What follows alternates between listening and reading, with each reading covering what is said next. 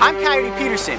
This is Dr. Patrick Robinson, and today we're going to be taking you up close with a true survivor who has one of the greatest comeback stories in marine mammal history, the elephant seal.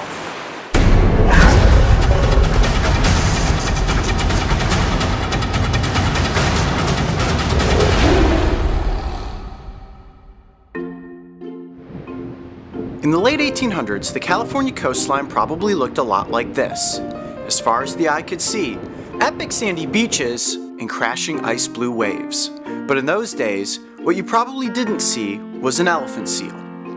One of the largest carnivorous pinnipeds in the ocean, by 1910 it was estimated that as few as 100 of these majestic marine mammals were left, hunted to near extinction so that their blubber could be used to fuel our oil lamps. Today the beaches look different, much different, because the giants have made a comeback. Today I will be heading off-trail into Año Nuevo State Park with marine mammal expert Dr. Patrick Robinson. Armed with a PhD in ecology and evolutionary biology, he is a team member of the Costa Lab, and for the past decade has been researching marine predators and how they survive in the open oceans. And while all animals of the ocean fascinate him, his true love lives in monitoring the now flourishing population of northern elephant seals that call the Año Nuevo coastline their home. Over my shoulder here you can see there's a bunch of elephant seals down there by the tide. We're going to get off trail, get up close, and get you right there with the elephant seal. This was about to be my first time ever getting up close with a pinniped in the wild. So what is a pinniped, you ask? Well, to keep it simple, it's a true seal, and this includes sea lions, fur seals, walruses, and elephant seals. They are carnivorous marine mammals with fin-like limbs. They breathe air, but spend most of their lives at sea. In the case of elephant seals, they only return to land twice a year, once to give birth and mate, and another time to shed their outer fur and skin, which is called molting. When we finally made it to the shoreline, it was unbelievable. Seals as far as the eye could see. Alright, so Patrick, as we came around that curve there, now I can see up ahead of us what looks like hundreds of these elephant seals. How many would you guess are out here right now?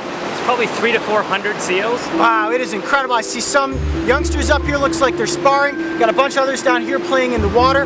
Now, what age group are we looking at here? These are all juvenile animals, probably young of the year, 1, 2, and 3-year-olds. Okay. All right, so on a day-to-day basis, you come out here and it's amazing that you get to witness all these seals just hauled out on the beach. But what are you actually out here doing? Most of the time we're out here just looking for tiny flipper tags that we put in their flippers with unique identification numbers. The goal is to track individuals throughout their entire lifetime and understand more about their biology, how long they live, how often they give birth, things like that. So yeah, most of the time we're out here walking as close to the animals as we can without disturbing them in order to look at those flipper tags. Searching for flipper tags and confirming identities is certainly important. However, the Costa Lab also fits select animals with a variety of different satellite tags and transmitters to record the distances these animals travel and the depths to which they dive and hunt. Now they're deep divers, correct? Very deep, yeah. How deep down do they go looking for their food? They can go as deep as about a mile. Wow. On average, between about 500 and 550 meters. So just incredible depths. How long can they actually hold their breath? Well, we put out these time depth recorder tags so we can measure that very precisely. On average, they're diving about 23 minutes in duration. They can go up to nearly 2 hours without a breath. That's crazy. And what are they eating that they're finding a mile down in the ocean? We think it's a mixture of fish and squid, although those are current research topics.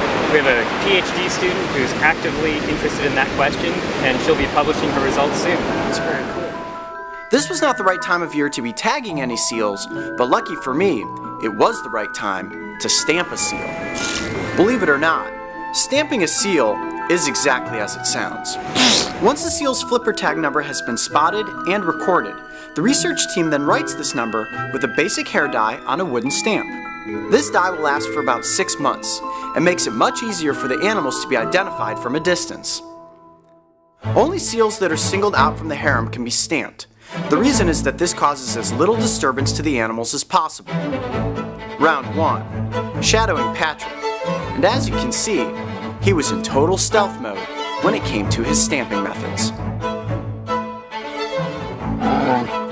Fear not, absolutely no harm comes to the seals from this identifying technique. Just a brief startle, and then it's back to nap time. Round 2. Now it was my turn. With a large seal identified and targeted, we slowly crept up. The technique is to move slow, stay low, and make as little noise as possible. If you startle a group of seals, they will quickly flee toward the water, and then the mission is considered a wash. The coast was clear, and Patrick gave me the thumbs up. That meant it was go time.